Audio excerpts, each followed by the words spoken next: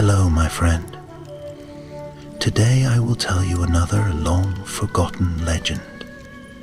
Close your eyes and let the magic transport you to Middle-earth. Our journey begins.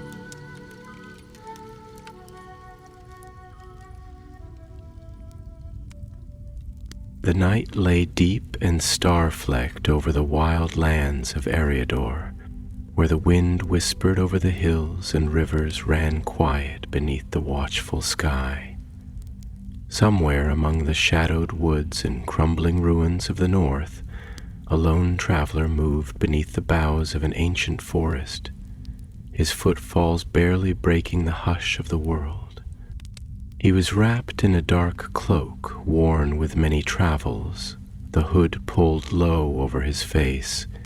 His boots were caked with dust from long roads, and a sword hung at his side, its hilt well worn by a hand long accustomed to its weight. A ranger, some would call him, a wanderer, but none who crossed his path suspected the truth of his name. For he was Aragorn, son of Arathorn, heir of Isildur, the last of the line of Gondor's kings. But in the quiet of his own heart he did not yet name himself such. He had walked too many lonely miles beneath the weight of that name, felt the burden of a throne he had never seen. He was raised in the fair halls of Rivendell, under the care of Elrond half-elven, where books told of his forefathers, of battles won and lost, of a broken sword and a kingdom without a king. Yet the stories felt distant, like echoes of a life not his own. Now, he did not walk in the halls of kings, nor tread the marbled floors of Minas Tirith. He was not yet Elisar, the Elfstone, nor had he been crowned beneath the white tree. He was Strider, the ranger of the wilds, moving unseen through the forgotten places of the world, and tonight the world had forgotten him once more. A cold wind stirred the trees as he passed, their dark limbs reaching into the sky like the hands of ancient kings grasping at the stars. The forest was old, older than many lands now ruled by men, and it bore memories in its roots, memories of wars long past, of elves who had once sung beneath these boughs, of kingdoms that had crumbled into dust. Somewhere far off an owl called. The sound was sharp against the silence, and Aragorn paused, his keen ears listening. His hands rested lightly at his belt, where his knife gleamed faintly in the dim light of the moon. His instincts, sharpened over years of wandering, told him he was not alone. He did not fear the wild things of the forest. Wolves kept their distance from rangers, and even the restless spirits of old did not trouble him. But the world had grown darker of late. There were whispers of shadow returning to Mirkwood, of dark figures moving in the east, of roads watched by unseen eyes. He moved forward, his steps careful, his breath quiet. The scent of damp earth and pine filled his senses, grounding him in the moment. He had learned long ago to trust the land, to listen when it spoke.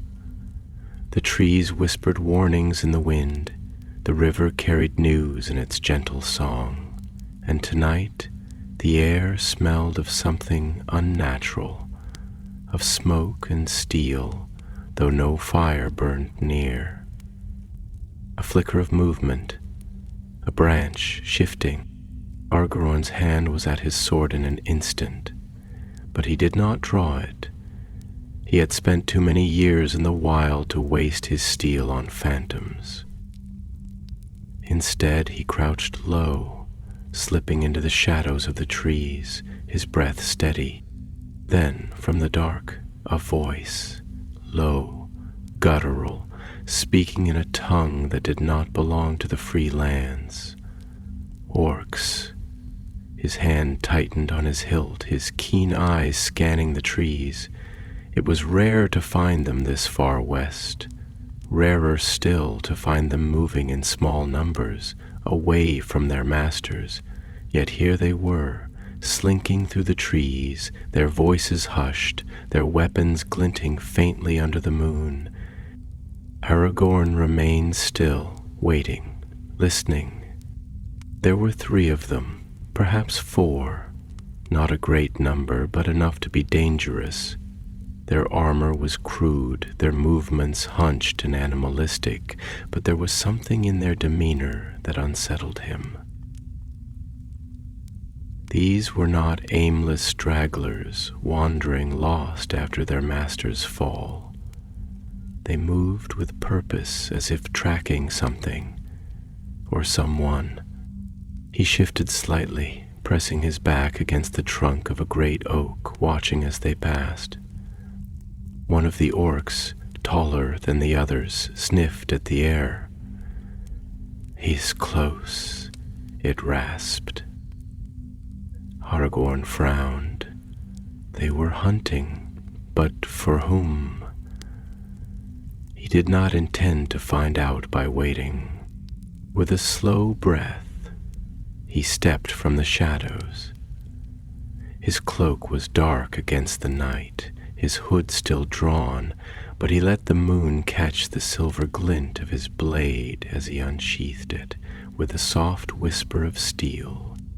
The orcs turned. Their eyes, red and glinting like embers, locked onto him at once. For a heartbeat there was silence. Then the tallest of them snarled, "You're no merchant." Aragorn's voice was calm, steady.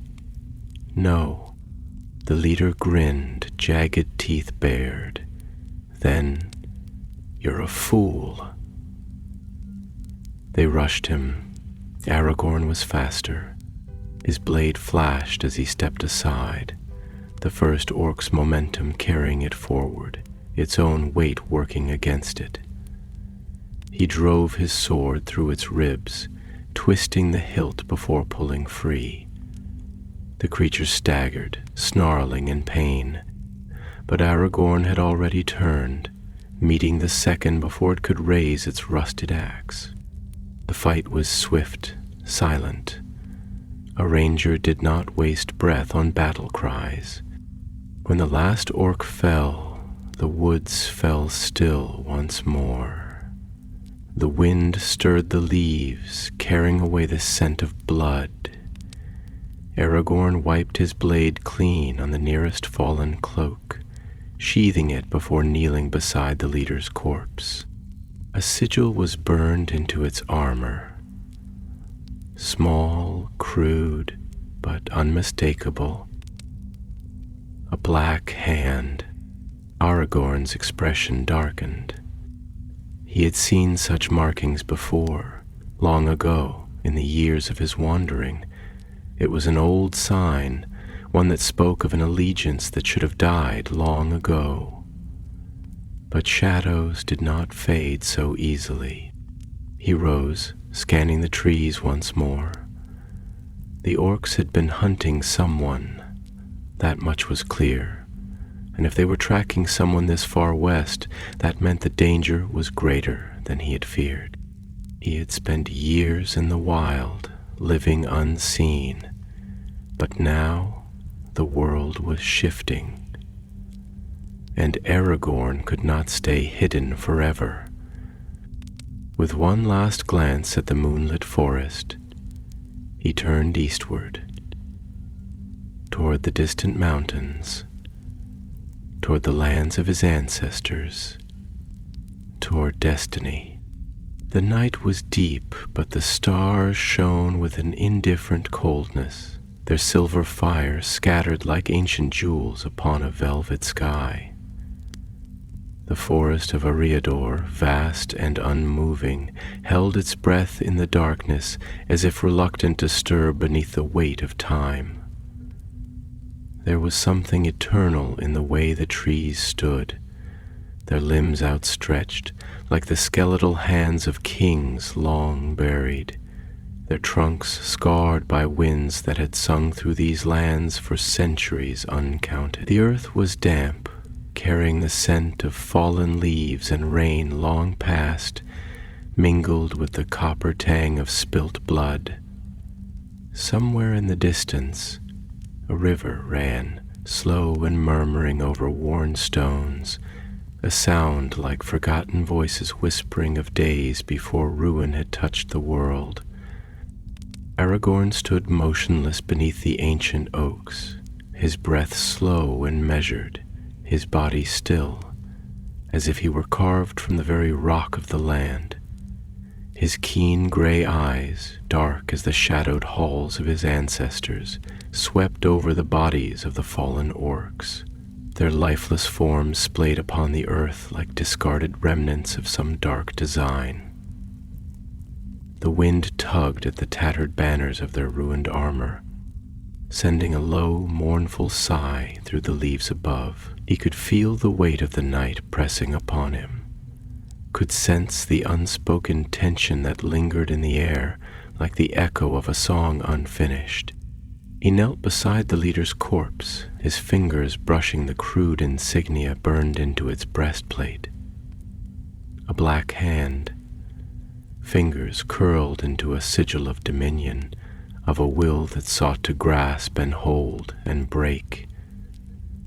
His jaw tightened. He had seen this mark before in dark places, upon the twisted servants of old masters who should have long since faded into dust. Yet shadows had a way of lingering in Middle-earth, of seeping into the cracks of time and memory, waiting for the world to grow careless. He traced the mark with his thumb, his mind turning over the implications like stones shifting beneath the tide. There was something about these orcs, something in the way they had moved, in the hunger that had glimmered in their red eyes that unsettled him. They had not been mere wanderers, broken remnants of a fallen army. They had been hunting, tracking something, or someone, and they had come far to do it, too far. The wilds of Eriador were empty, abandoned but for the hidden folk of the Dunedain, the scattered villages of men who had long since forgotten the world beyond their own hearths. What business did orcs have in these lands? What call had summoned them from the depths of the east?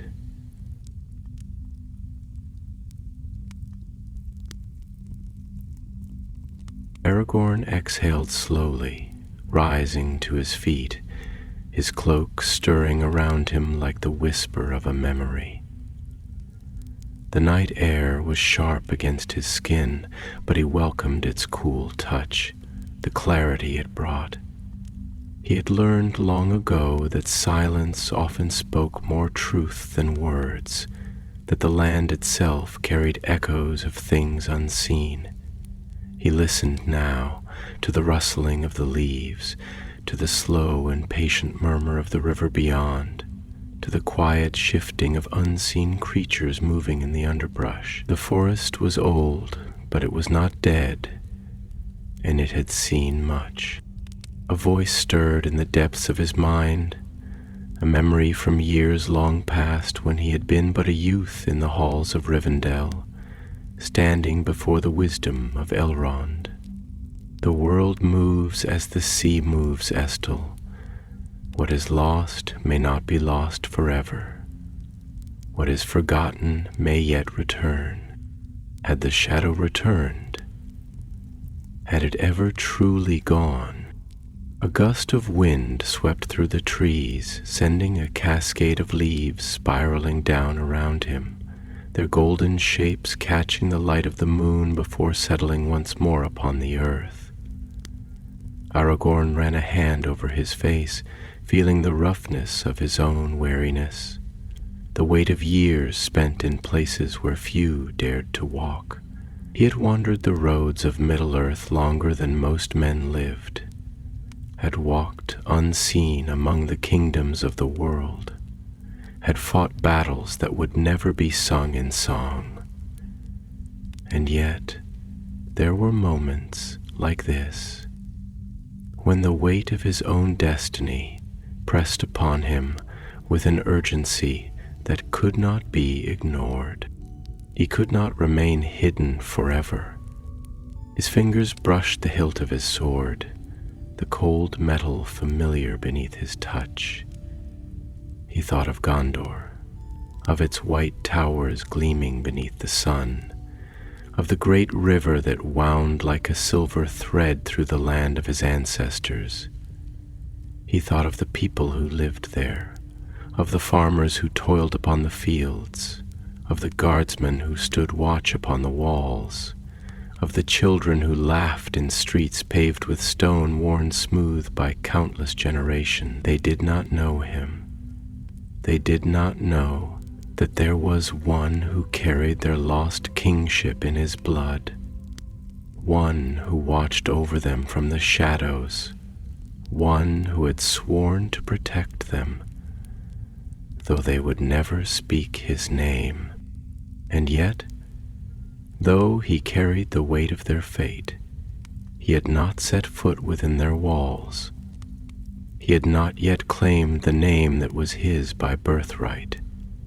He had spent his life in the wild, in exile, because he knew what the blood of his line had wrought.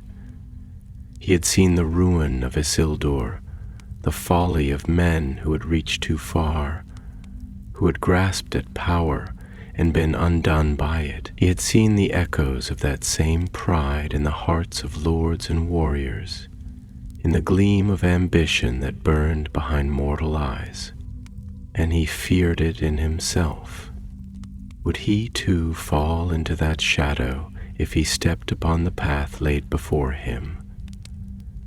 Would he too be consumed by the same flaw that had doomed his ancestors? Or was there another way? The wind whispered no answers. Only the silence of the forest remained, watching, waiting. Aragorn turned eastward, toward the rising land beyond the trees, where the mountains stood like silent sentinels against the horizon. He did not yet know where the path would take him, but he knew one thing.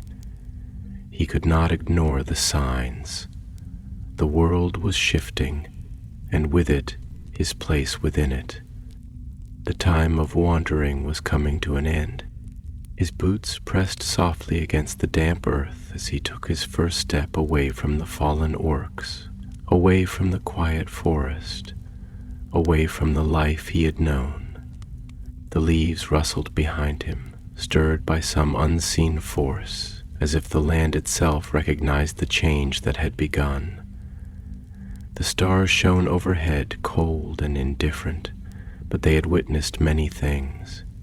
They had seen kingdoms rise and fall. They had seen heroes and traitors, kings and beggars, light and shadow in an endless dance across the ages. And now they bore witness to a lone figure striding eastward, toward a destiny not yet written, toward a kingdom long forgotten, toward a throne that waited in silence for its rightful heir. To Gondor. The night was a vast and endless canopy, an expanse of darkness woven with silver, where the stars gleamed with an eerie and distant brilliance indifferent to the world below.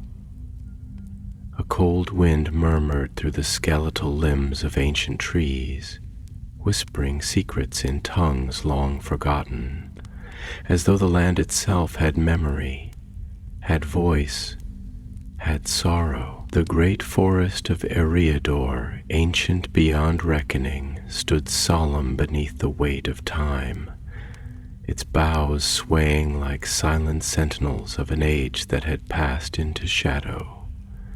and beneath those towering oaks and weathered pines, beneath the weight of silence and the hush of unseen things that lurked beyond the reach of mortal sight, a lone figure moved like a shadow upon the earth.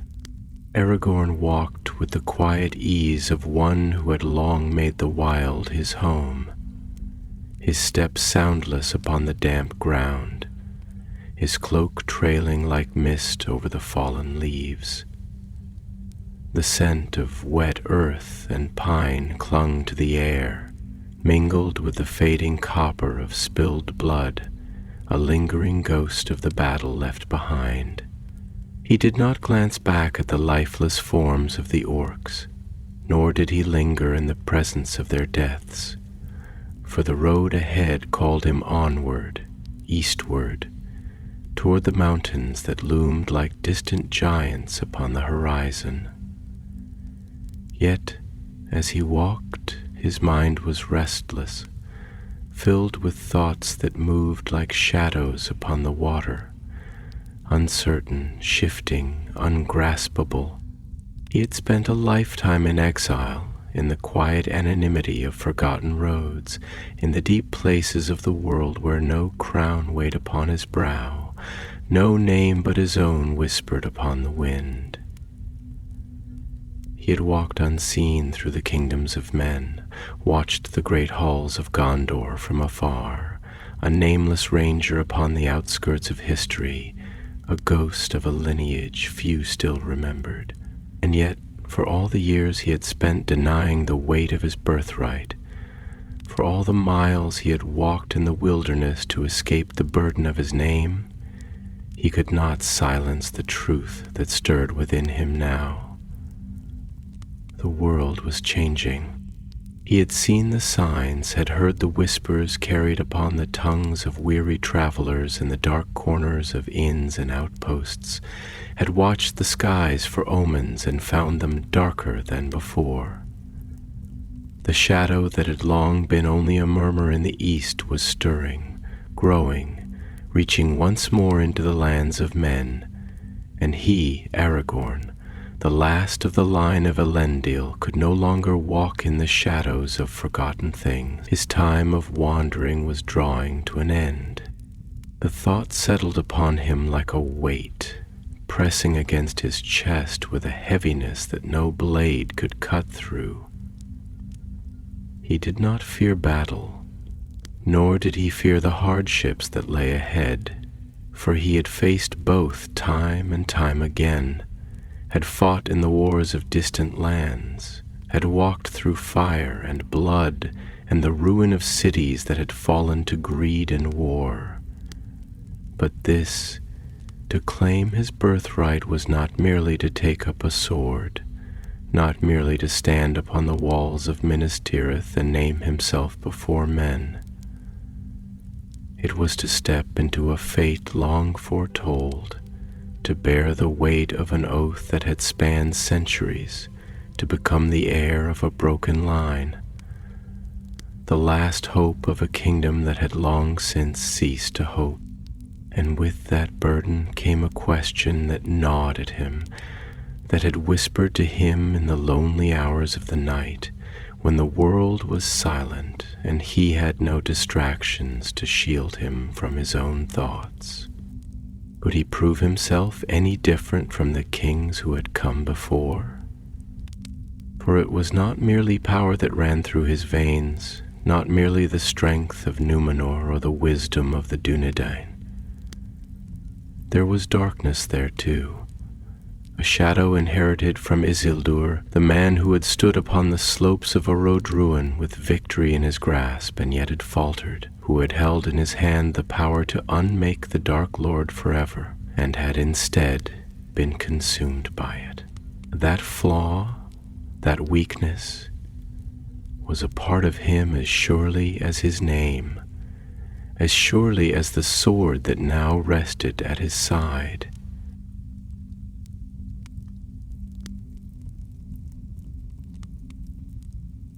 Was it folly, then, to think that he could succeed where others had failed? Was it pride that urged him forward now, that whispered to him that he alone might reclaim what had been lost? Or was there something deeper, something greater, some force beyond his own will that guided him along this path? The wind stirred, brushing against his face with fingers like ghosts, carrying the distant scent of wood smoke, faint but unmistakable. His eyes narrowed, his instincts sharpening. There was fire ahead. He moved swiftly now, his steps light and soundless, his senses attuned to the land, to the faintest tremor beneath his feet, to the way the trees whispered when something unfamiliar passed beneath their boughs. The scent of smoke grew stronger as he pressed on, threading through the trees with the ease of one who knew their secrets, who had long since learned the quiet language of the wild.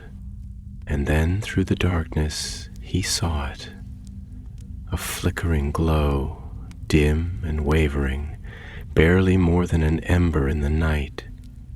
But it was not the wild, untamed fire of a burning wood. It was the controlled, careful flame of a traveler's camp.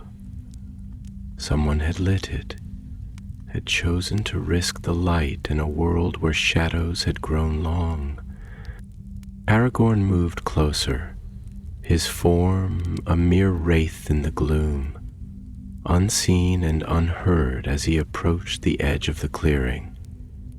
A lone figure sat beside the fire, wrapped in a cloak of dark green, his back to the trees, his hands stretched toward the warmth of the flames. Aragorn studied him in silence, his keen eyes sweeping over the details. The worn boots caked with the dust of long travel, the bow resting at the man's side, the knife half hidden beneath his cloak.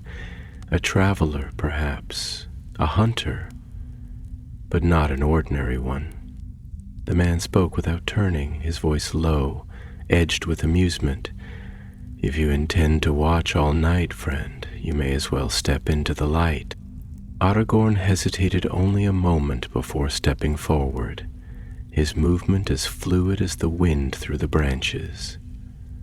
The firelight flickered against his face, casting shifting shadows across the hard lines of his features. The man lifted his gaze, and for a long moment they regarded one another in silence. "Few travel these roads," Aragorn said at last, his voice measured, quiet. "Fewer still light fires where unfriendly eyes may see." The man chuckled, leaning back slightly, his gaze sharp with something unreadable. "A risk, certainly," he admitted. "But I have walked long in the cold, and even a hunted man must warm his hands now and then." Aragorn's eyes narrowed. "And are you hunted?" The man tilted his head, considering the question, then smiled, though it did not reach his eyes. "Aren't we all?" For a moment there was nothing but the crackling of the fire between them, the wind stirring the trees, the whisper of unseen things in the dark. And then Aragorn stepped closer, lowering himself to sit upon a fallen log, his sword resting across his knees. "If you know the dangers of these roads," he said, his voice calm, though his mind was already unraveling the mystery of the man before him, "then tell me, who is it that hunts you?" The stranger met his gaze, and for the first time Aragorn saw something flicker in the depths of his eyes, something weary, something old. And when he finally spoke, his voice was quieter than before, tinged with something heavier than mere words, the same thing that hunts all men in the end. Aragorn did not answer at once. he merely watched the fire, watching as the flames twisted and curled, as if they too whispered of a fate yet to come. The fire burned low, casting long, flickering shadows that swayed against the towering trunks of the ancient trees, their bark worn smooth by the centuries, their roots buried deep in the bones of Middle-earth.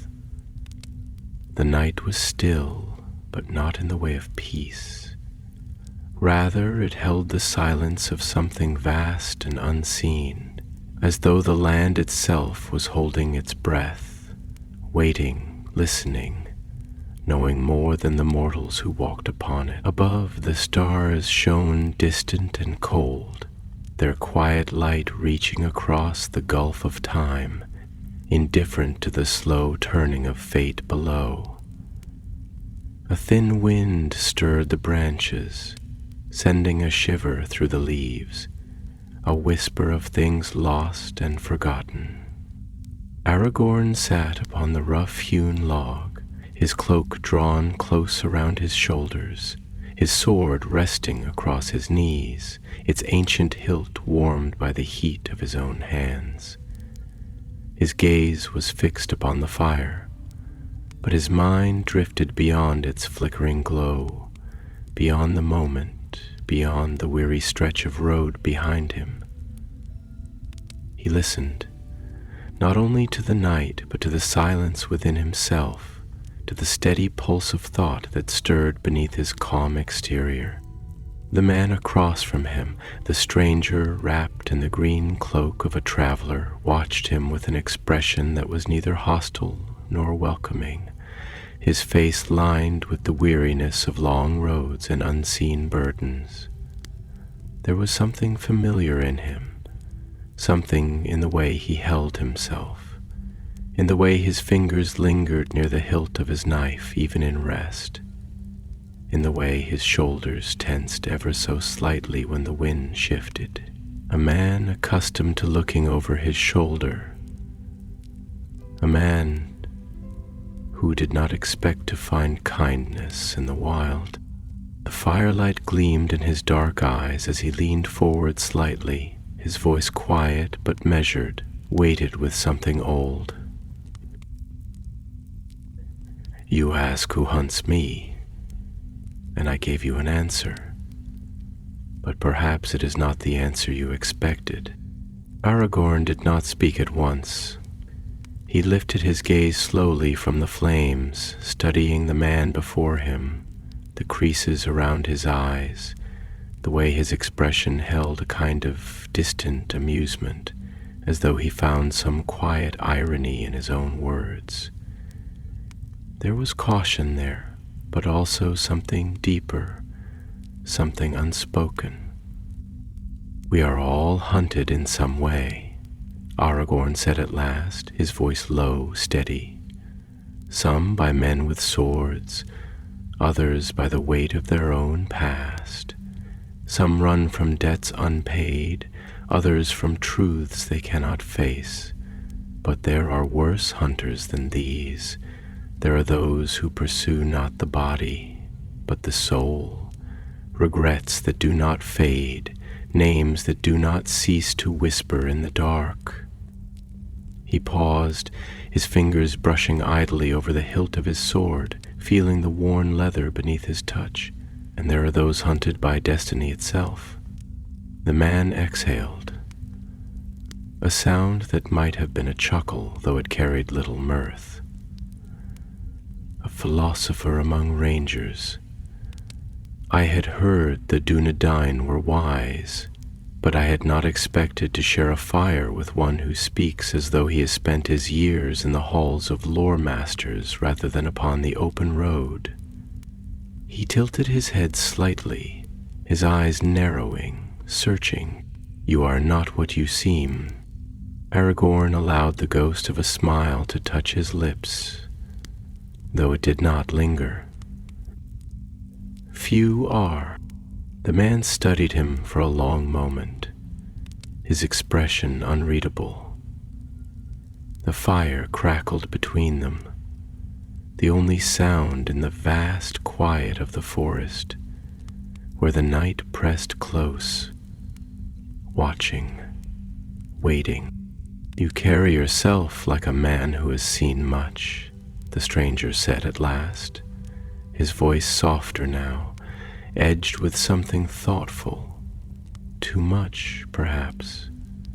"And yet you do not wear the weight of it as others do. You do not drink to forget. You do not curse the world for what it has taken from you.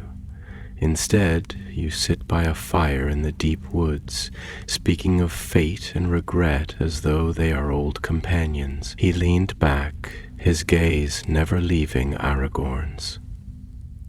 "Who are you, truly?" For a moment, Aragorn did not answer. He had spent years hiding that truth, wrapping himself in the name of Strider, the Wanderer, the nameless protector of roads and forgotten places.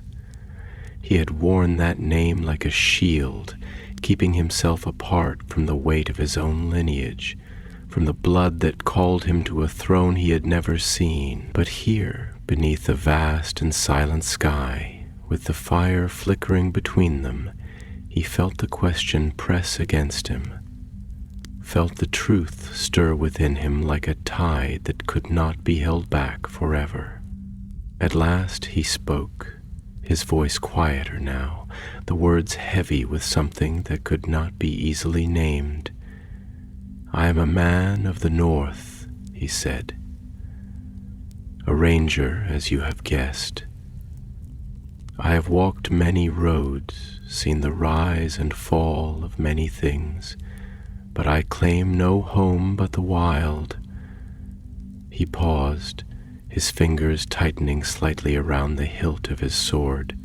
"But names are strange things. They are given to us, yet they do not always belong to us. Some names carry only a man's deeds. Others carry the weight of 1,000 years." The stranger watched him carefully, his expression unreadable. "And what weight does your name carry?"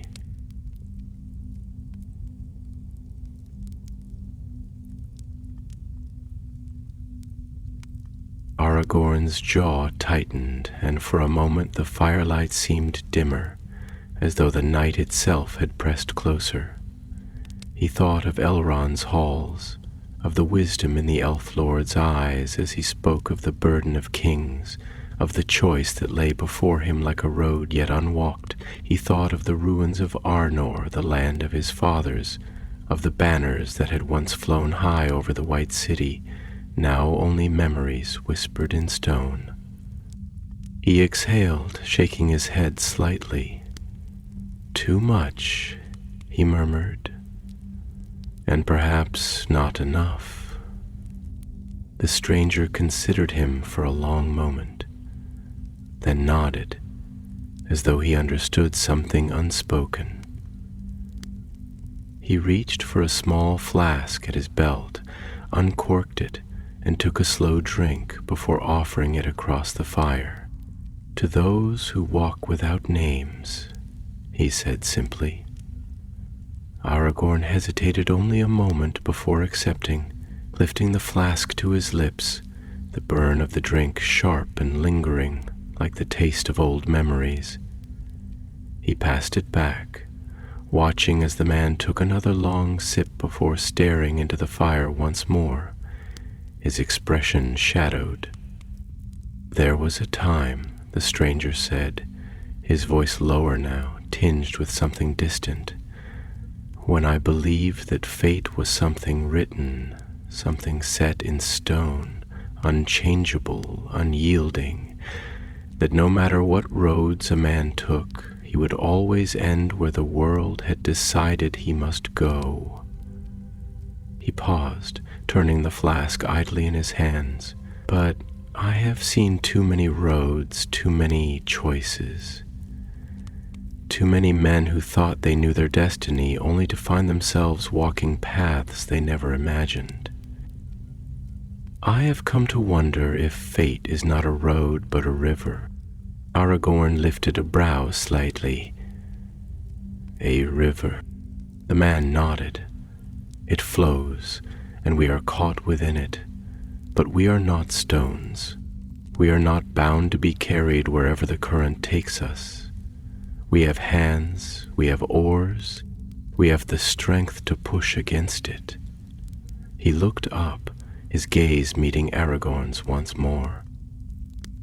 The question is, do we fight the river, or do we let it carry us? Aragorn was silent for a long time. Then he glanced up at the sky, at the stars that watched them both from their cold and distant thrones, and he wondered if they, too, had ever struggled against the tide of fate. At last he spoke.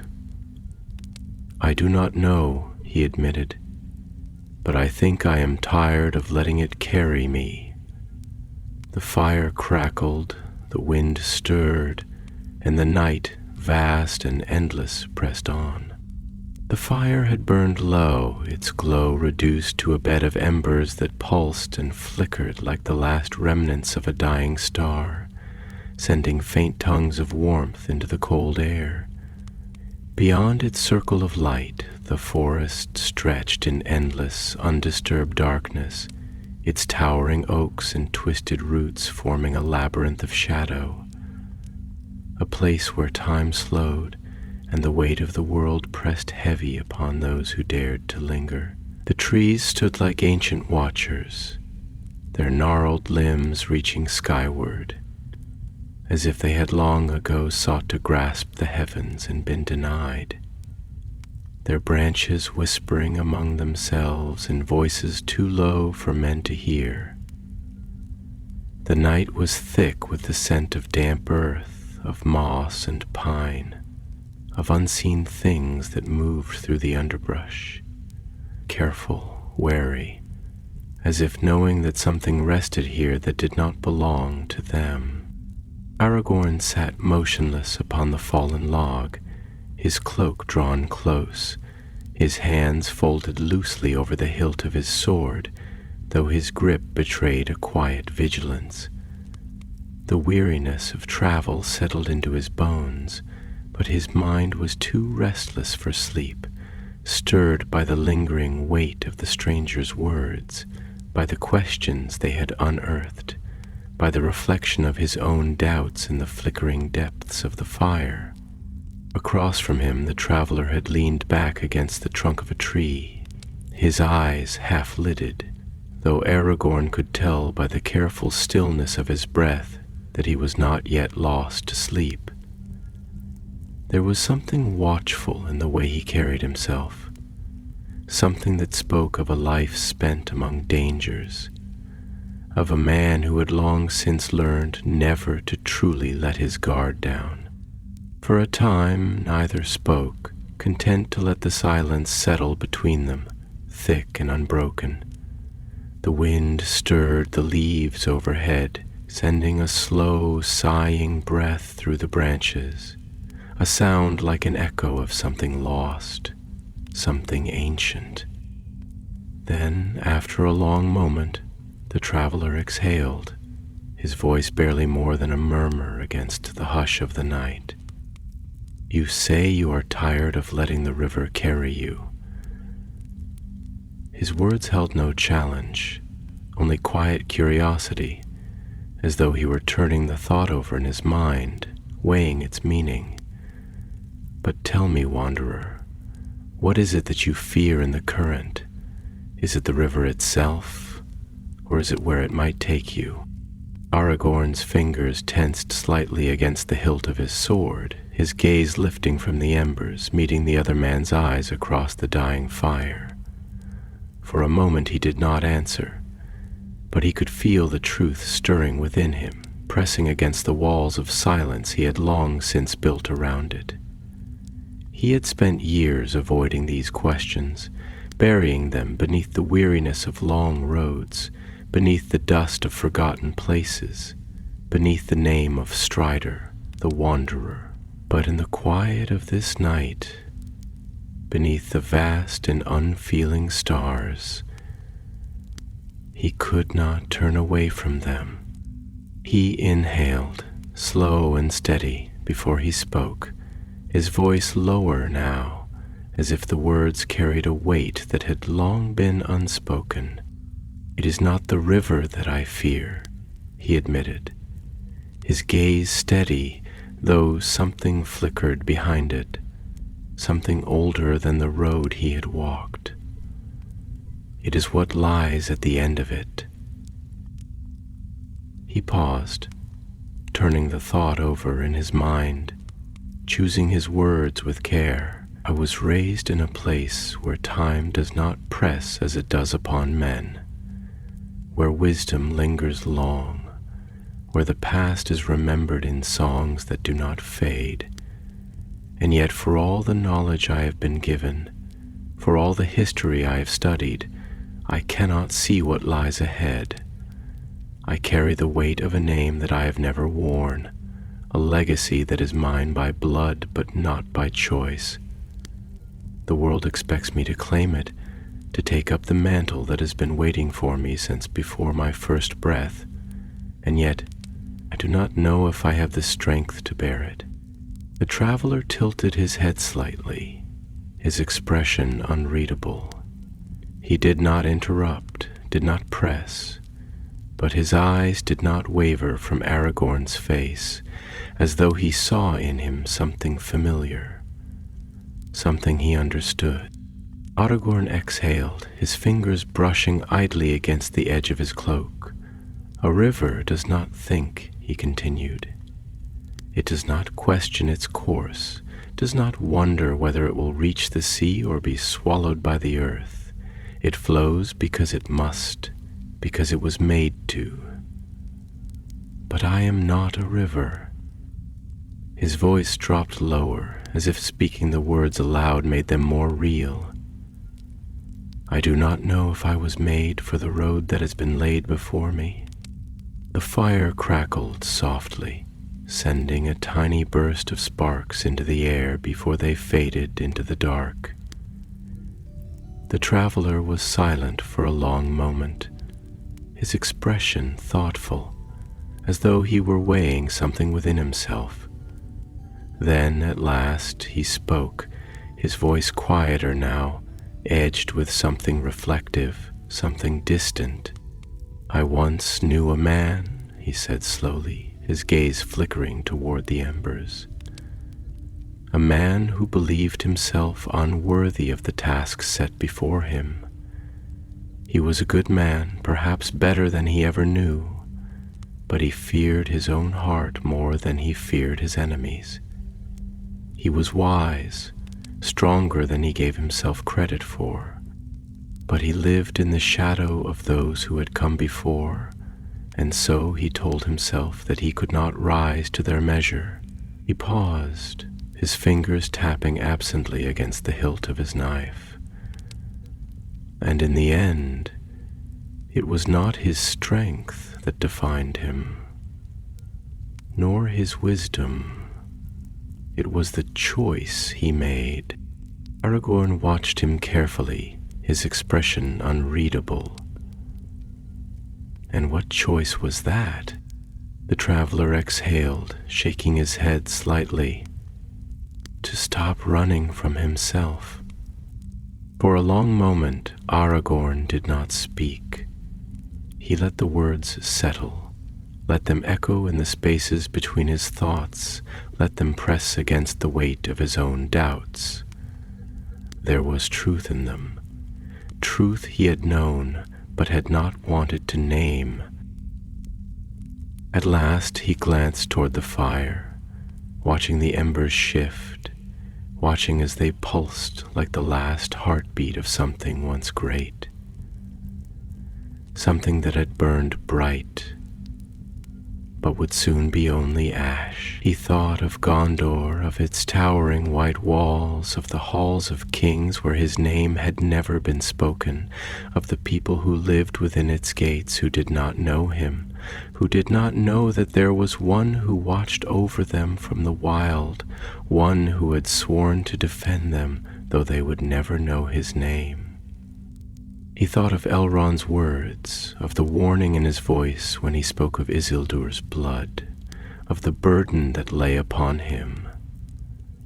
He thought of Arwen, of the light in her eyes, of the quiet strength she carried, of the choice she had made, the path she had chosen, the weight she had accepted, and he thought of himself, of the long years he had spent wandering, of the miles beneath his feet, of the endless roads that had led him here, to this moment, to this fire, to this question. "The river flows," the traveler murmured, watching him, "but the man must choose whether to wade into it." Aragorn inhaled, slow and deep, the night air cool against his skin, and for the first time in a long while he felt the answer begin to form, not in words, but in something deeper, something that had always been there, waiting. He did not speak it aloud, not yet, but he was beginning to understand. The fire burned low, the night stretched on, and the world waited. The night deepened, stretching its shadowed limbs over the land, wrapping the world in a hush so profound that even the creatures of the forest seemed reluctant to disturb it. The embers of the fire smoldered softly, casting a dim, flickering glow upon the faces of the two men who sat on opposite sides of its waning warmth. Beyond the fragile circle of light, the trees loomed tall and solemn, their great trunks like pillars holding up the sky, their roots twisting through the earth like the veins of an ancient heart still beating beneath the soil. The air was thick with the scent of damp wood and loam, mingled with a faint trace of distant rain, a whisper of storms moving far beyond the horizon. The wind had stilled, leaving the world in a kind of expectant silence, as though it too was listening.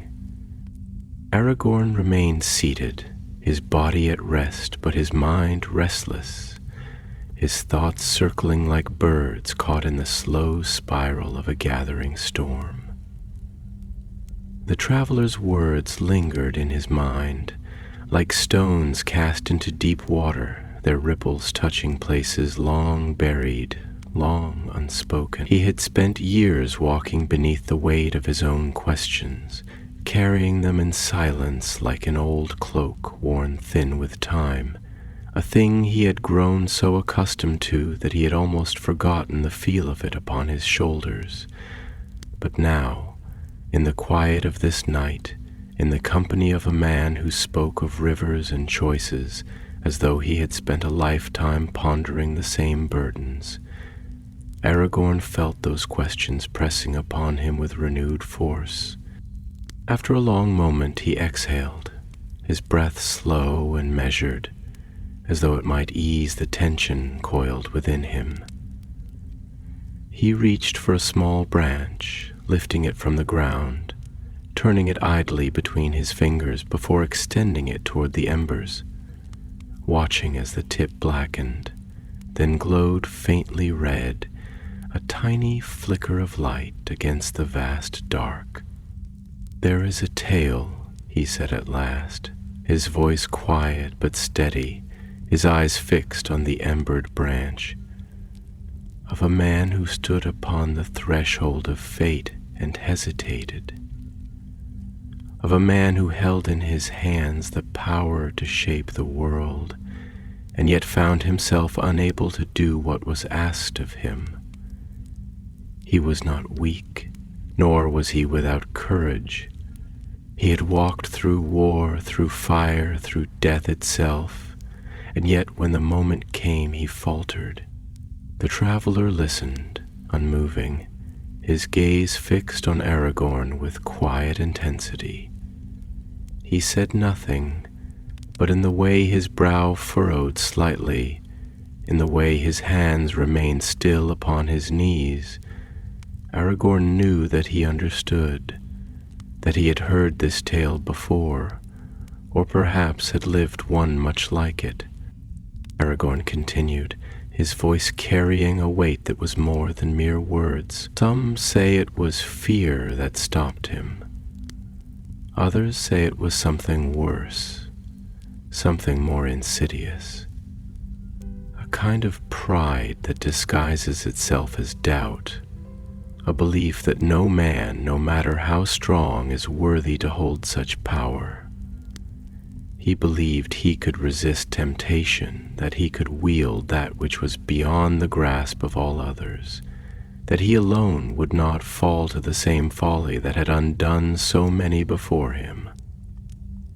And so he did not destroy it. He kept it. And in the end, it destroyed him. A long silence stretched between them, the fire crackling softly, sending up small bursts of light that died as quickly as they had come.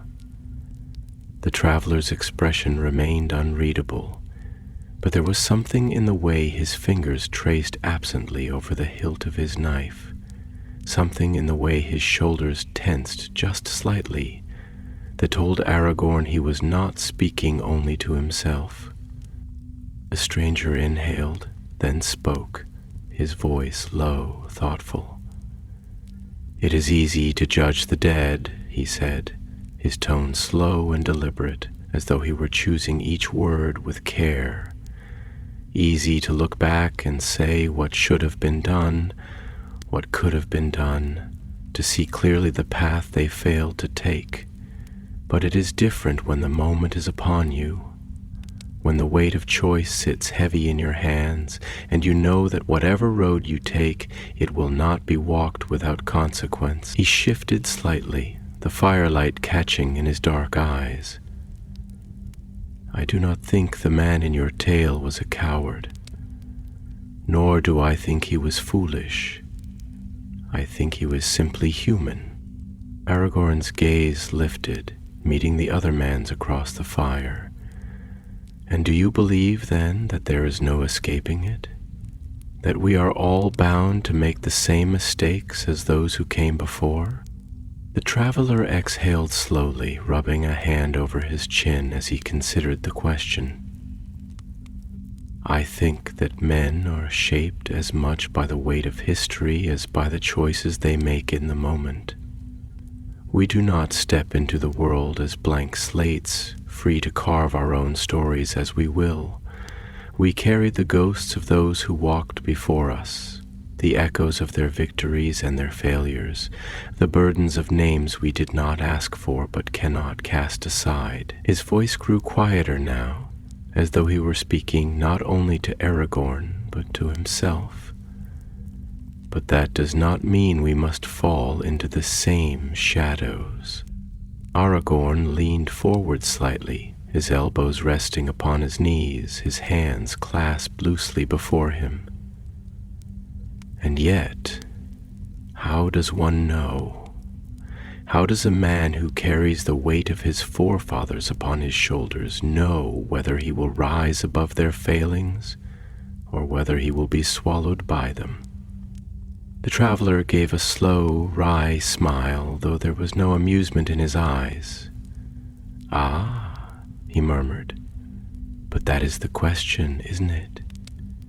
He shook his head slightly, staring into the fire. "If you wait for certainty, you will wait until the world has long since crumbled to dust. If you seek assurance that you will not fail, you will never take a step forward. The truth, I think, is that we can never know. We can only walk the road and hope that when the moment comes, we will choose right." For a long time, Aragorn did not speak. He sat in the dim glow of the fire, listening to the night, feeling the weight of the air, feeling the slow, inexorable turning of fate a tide he could no longer ignore. Then at last he straightened, inhaling deeply, the cold night air filling his lungs, clearing his thoughts. "I have spent too many years waiting," he murmured. "Too many years watching from the shadows, telling myself that the time was not yet right, that I was not yet ready." He lifted his gaze, something hardening in his expression, something quiet but resolute. But a man cannot stand at the edge of the river forever. The traveler regarded him for a moment longer, then nodded as though he had expected this answer, as though he had known it would come. He reached once more for his flask, taking a slow sip before offering it across the fire. "To Rhodes, walked without fear," he said simply.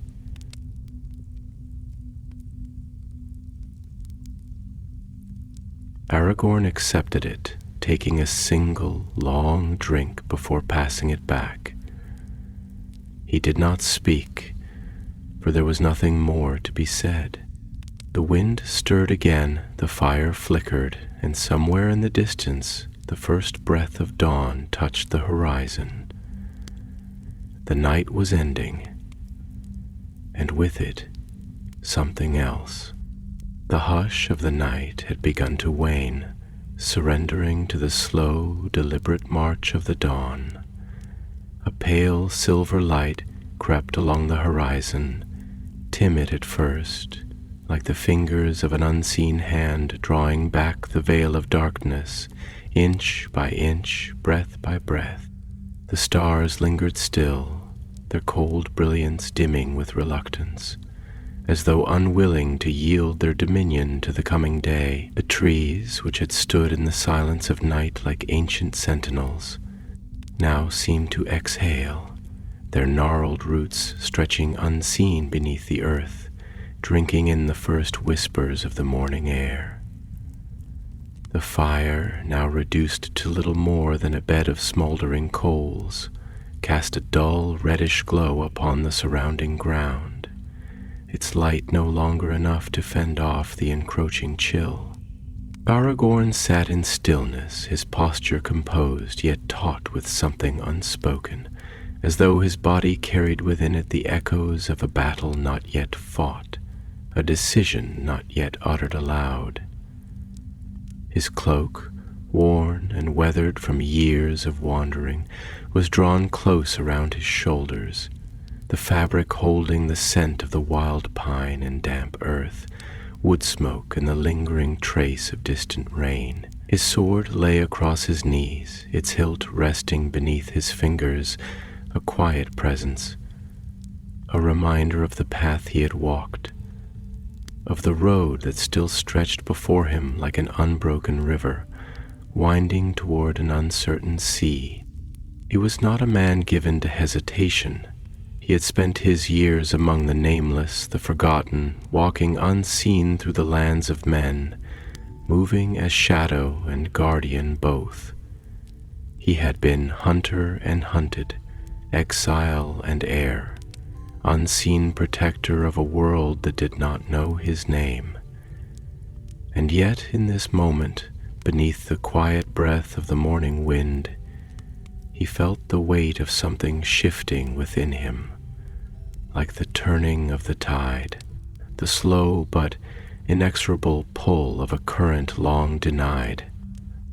The traveler, his face half illumined by the fading glow of the embers, was watching him with the quiet scrutiny of one who understood far more than he spoke.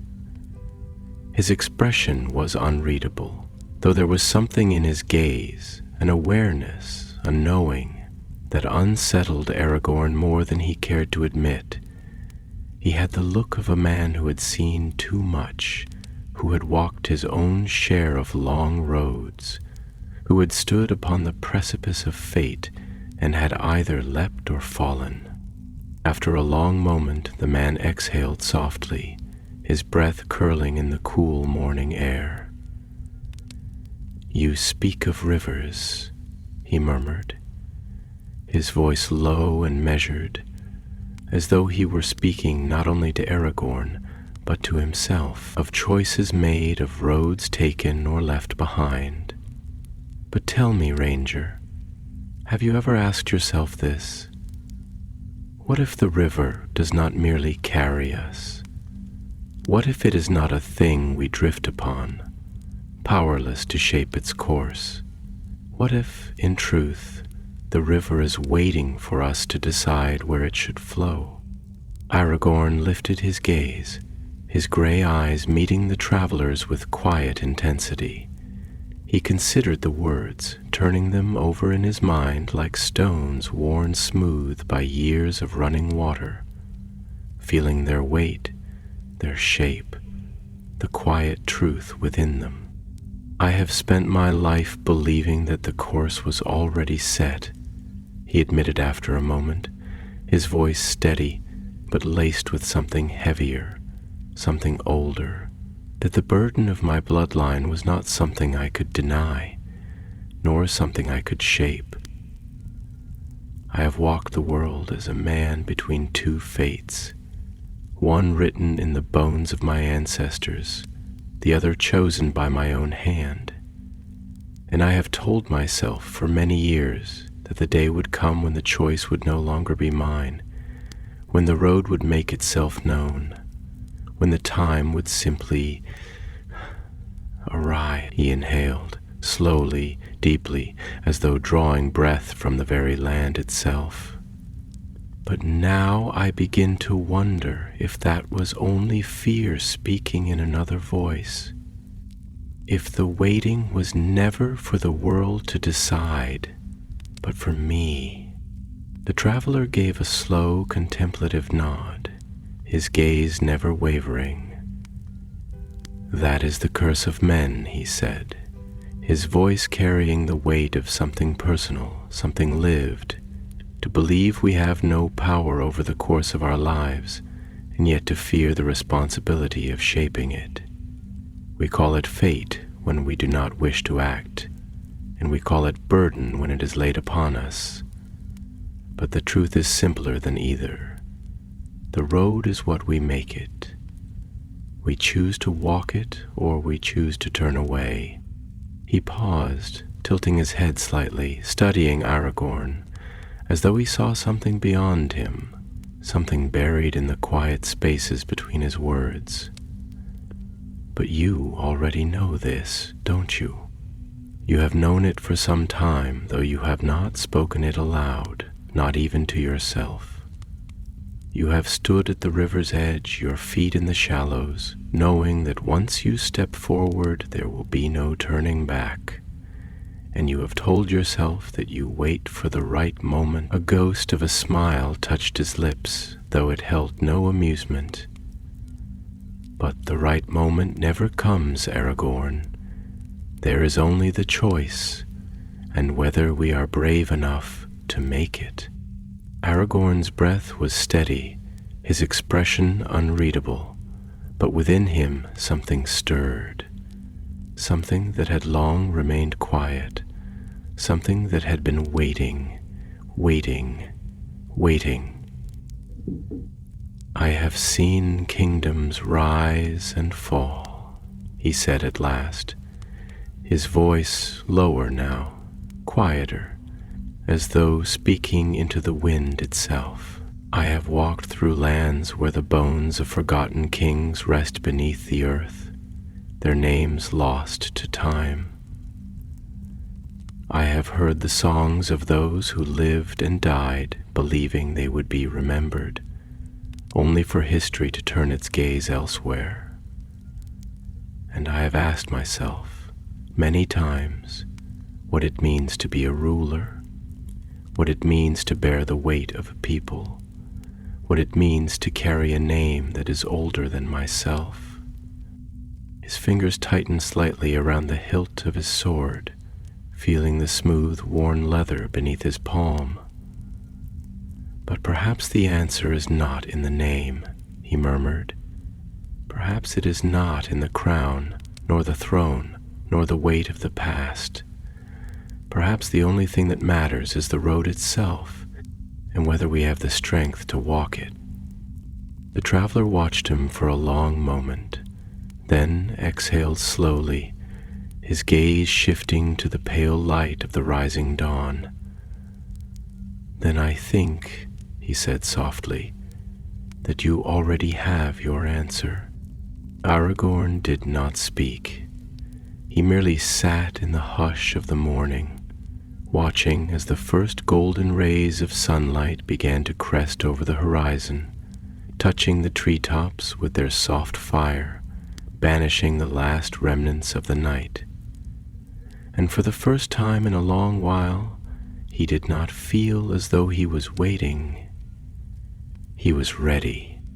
The dawn unfurled slowly across the sky, its light a quiet golden fire spilling over the distant horizon, tracing the jagged ridges of the hills in a soft haze that made them seem less like stone and more like great beasts sleeping beneath the sky's endless vault.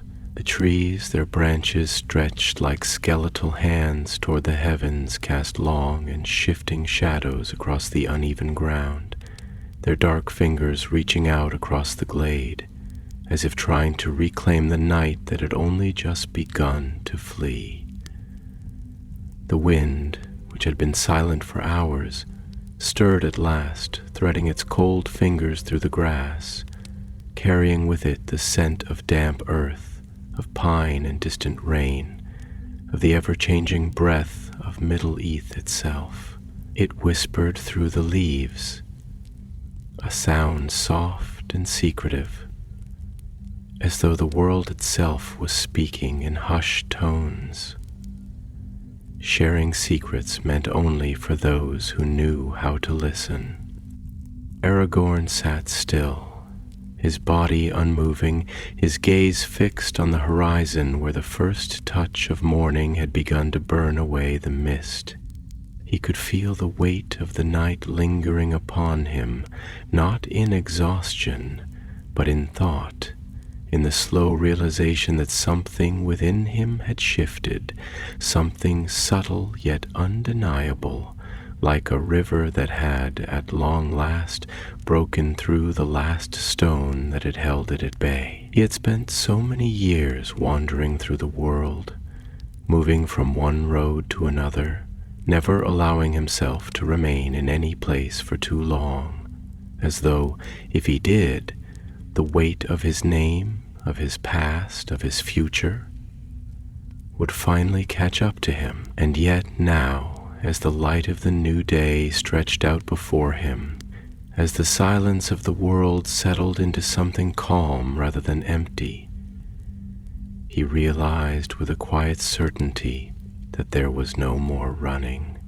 no more waiting, no more telling himself that the time was not yet right. The moment had not come to him. He had stepped into it, and there was no turning back. Across the dying embers of the fire, the traveler sat watching him, his dark eyes unreadable, his expression quiet but knowing, as though he too understood what had shifted, what had been decided in the space between words, between breaths, between the fading night and the rising sun. He had said little in the past hour, content instead to sit in silence, to watch, to listen, to allow whatever thoughts stirred within him to unfold in their own time. But now, at last, he spoke, his voice low, steady, carrying with it the weight of something long considered. "It is strange, is it not?" he murmured, stretching out his hands toward the last heat of the fire, his fingers tracing idle patterns in the air, as though he were shaping the smoke itself. How a man can spend years searching for the answer to a question, turning it over in his mind, holding it up to the light of every experience, and yet never see what has been before him all along. We tell ourselves that we must wait for the right moment, that clarity will come like the breaking of a storm, that the path will reveal itself in some grand, unmistakable way. But I have come to wonder if the truth is far simpler than that. Perhaps the answer is never given to us at all. Perhaps it is something we must choose for ourselves, without certainty, without assurance, without knowing whether we will rise or fall.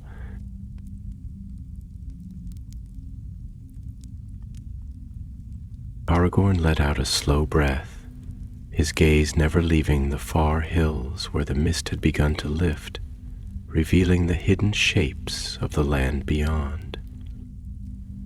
"I have spent much of my life in the company of the wise," he said, his voice carrying the quiet cadence of reflection, of a thought long held but never before spoken aloud. "I have sat in the halls of those who have lived far longer than I ever will, who have seen the rise and fall of kings, who have watched the turning of the world like a man watches the changing of the seasons, and they have spoken to me of fate, of doom, of the weight that lies upon my shoulders, of the road that must be walked. But in all my years and all the words of wisdom I have been given, none have ever told me this, that the choice is mine." The traveler gave a quiet, knowing smile, though there was no mockery in it, no amusement, only understanding. "No one can make that choice for you," he said. "Not the wise, nor the old, nor the learned. Not even those who love you, because in the end it is not the blood in your veins that makes you who you are. It is not your name, nor your lineage, nor even the past that has shaped you. It is the step you take, and the one after that, and the one after that, until the road behind you is nothing but footprints in the dust." Aragorn was silent for a long moment, his fingers tightening slightly upon the hilt of his sword, feeling the familiar, time-worn leather beneath his palm, the weight of the blade resting across his knees like an old companion. "And what of those who have fallen before?" he asked at last, his voice quiet, almost lost to the wind. "What of the choices they made? Do their ghosts not walk with us? Do their failures not whisper in our ear?"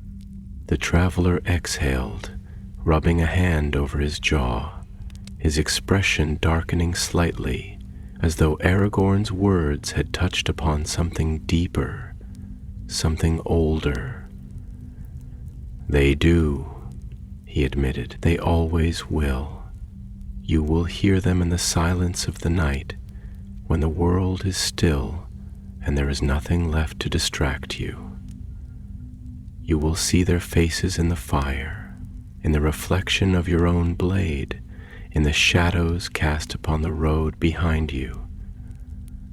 And they will ask you questions to which you will have no answer. They will remind you of what was lost, of what could have been, of what should have been, but in the end, they are only voices, only echoes. They cannot hold you, they cannot bind you, they can only speak, and it is you who must decide whether to listen or whether to walk forward despite them." Aragorn closed his eyes for a brief moment, feeling the weight of those words settle upon him, feeling them take root in the spaces where doubt had once lived. When he opened them again, the first light of the sun had reached him at last, casting a golden glow upon his hands, upon the worn fabric of his cloak, upon the sword that lay across his knees, and for the first time in a long while, he did not feel the weight of waiting. He stood, slow and steady, rolling his shoulders as though shaking off a burden he had carried for too many years, turning his gaze toward the east, toward the road that would lead him onward, toward the path he would no longer delay. The traveler watched him, his dark eyes sharp, unreadable, but something like quiet approval flickered behind them. Aragorn gave a small nod, adjusting the clasp of his cloak, gripping the hilt of his sword with a certainty that had not been there the night before. "Thank you," he said simply. The traveler inclined his head. "No need," he murmured. "The choice was never mine to give." Aragorn stepped forward, away from the remnants of the fire, away from the waiting, away from the doubt. The wind rose, carrying the scent of the earth, of the trees, of the coming journey. And as he walked into the morning light, the road unfurled before him, no longer something to be feared, no longer something to be delayed. The time had come, and he would meet it. The morning had fully unfurled by the time Aragorn stepped beyond the edges of the glade, his form casting a long shadow upon the damp earth as he moved forward, his stride measured, his breath steady, his heart no longer weighed by hesitation, but by the quiet certainty of a choice made, a path accepted. The sky above had lightened from the deep indigo of night into the soft golden hues of dawn, the first tendrils of sunlight weaving through the gaps in the towering canopy of trees, scattering broken fragments of gold upon the moss-covered ground. The air was crisp with the scent of damp pine and morning mist, mingled with the fading embers of the fire left behind. Somewhere in the distance, the slow murmur of a river echoed through the silence, its voice deep and unhurried, carrying with it the stories of lands unseen, of roads unwritten, of choices made and unmade. As he walked, he felt the shifting weight of his sword against his side, the familiar press of its hilt against the calloused skin of his palm, a presence that had always been with him, an extension of his own will, a companion as constant as the road itself.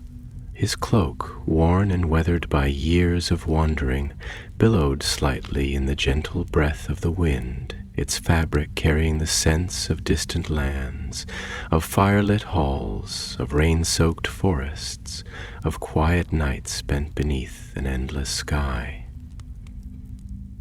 He had walked through the ruins of forgotten kingdoms, had stood among the graves of those whose names were no longer spoken, had traced his fingers over the crumbling stones of a world that had once been great. And in all those years, through all those miles, he had carried with him the question he had never dared to answer, the choice he had never dared to make.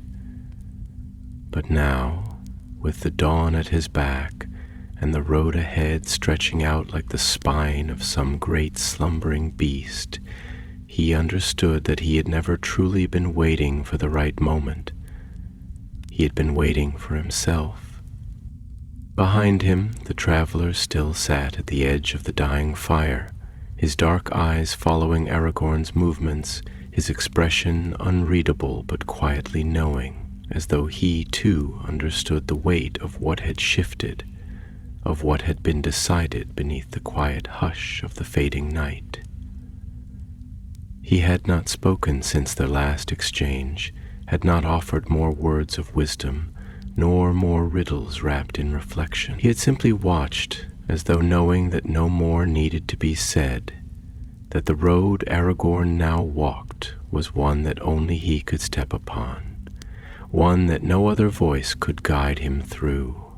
But now, as Aragorn reached the very edge of the clearing, the traveler finally stirred, his voice breaking the silence with the slow, deliberate cadence of a man who did not waste words, who spoke only when there was something worth saying.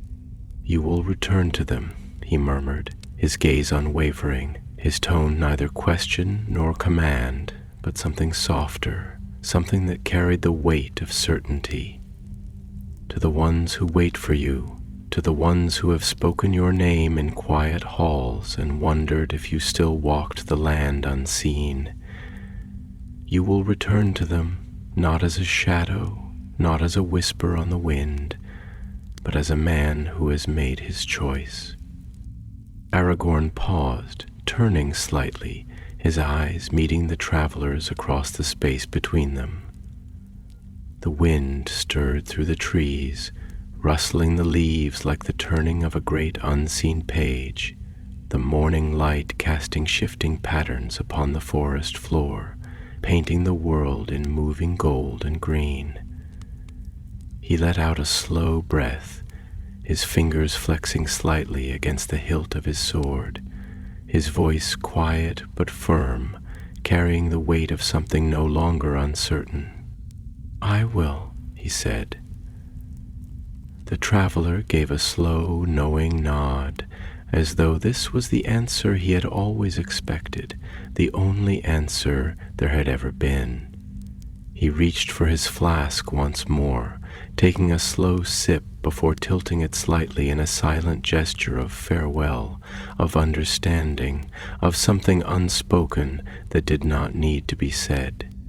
Aragorn inclined his head in return, then turned once more toward the road ahead, stepping forward, his stride no longer that of a man drifting between fates, but of one who had chosen, of one who had accepted the weight of his own name, of his own past, of the future that now lay before him like an unwritten story.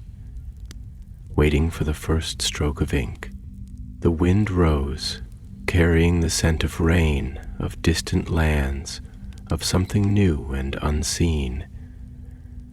And so Aragorn walked on.